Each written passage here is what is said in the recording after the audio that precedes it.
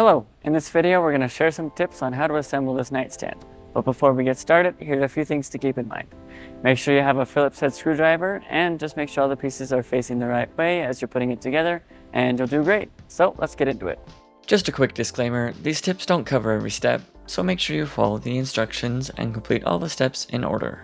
In step 2, when we attach the rails, we just want to make sure that we put the screws in the correct holes. So they should be in these holes here, as you can see. And it's just the same but opposite on the other side.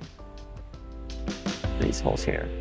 And then in step 3, when we're attaching these pieces, we just want to make sure that we line up these grooves along the edges like this. So these two should be matching like this. And we can go ahead and put it into this piece like this. And then the same thing on the other side, just making sure this groove lines up. You can go ahead and put the cam locks in here on the back. All right, and then once we've got all those cam locks in, we're good to move on. We hope this video was helpful for you in assembling your new nightstand. For more tips, tricks, and guides, go to walkeredison.com.